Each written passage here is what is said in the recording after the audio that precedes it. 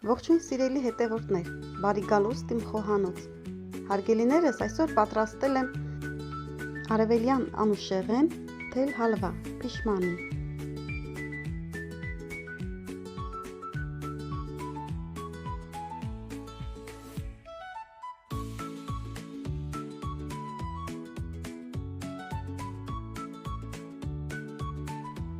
Նախ եւ առաջ 500 գրամ ալյուրը 50 գրամ կարագի հետ բովել եմ մարմանդ կրակի վրա մինչև ոսկեգույն երանգ ստանալը։ Եթե կարագի համն ու բույրը ձեզ դուր չի գալիս, կարող եք այն չավելացնել։ Մոտավորապես 8 րոպե ալյուրը բովելուց հետո մաղել եմ ալյուրի մաղով, որպեսզի մեջը կոշտուկներ չմնա։ Մինչ ալյուրը կոհովանար, այդ ընթացքում ես պատրաստել եմ օշարակը։ 100 գրամ ջրի վրա ավելացրել եմ 200 գրամ շաքարավազ և դրել մարմանդ կրակին։ Օշարակը մոտավորապես 8 րոպե եռացնելուց հետո ավելացրել եմ 1 գրամ կիտրոնի աղ։ Կիտրոնի աղը ավելացնելուց հետո եռացրել եմ ևս 5 րոպե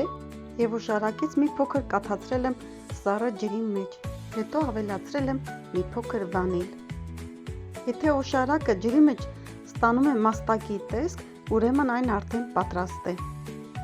Օշարակը 10 րոպե եփելուց հետո վերցրել եմ կրակի, թողել եմ մի փոքր հովանա, այնուհետև լցրել եմ նախապես ձիթով պատած սիլիկոնե գորգի վրա։ Օշարակի հետ պետք է աշխատել, քանի դեռ այն տաք է։ Եթե թողնենք օշարակը սառչի, մենք չենք ստանա այն, ինչ որ պետք է ստանալ։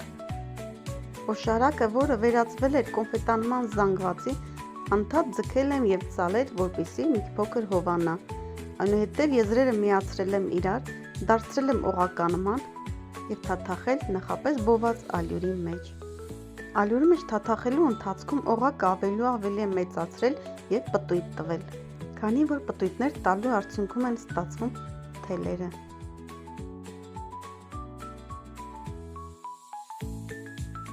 Ամեն անգամ ձգելուց և պտույտ տալու ընթացքում ավելացրել եմ ալյուր։ Եթե ձգելու և պտույտներ տալու ընթացքում թելերը սկսում են կտրվել, ուրեմն այն արդեն պատրաստ է և պետք չէ այլևս ձգել։ Այս գործողությունը պետք է կատարվի շատ արագ, քանի դեռ այն տաք է, որովհետև եթե այն սառչի, կքարանա և չենք ստանա գեղեցիկ թելեր։ Թել հալվան լիովին պատրաստ լինելուց հետո մի թեթև թափահարել եմ, որպեսզի իր միջից դուրս գա ավելորդ ալյուրը։ Եվ վերջում կարելի է կտրատել և մատուցել այնպես, ինչպես որ հարմար է։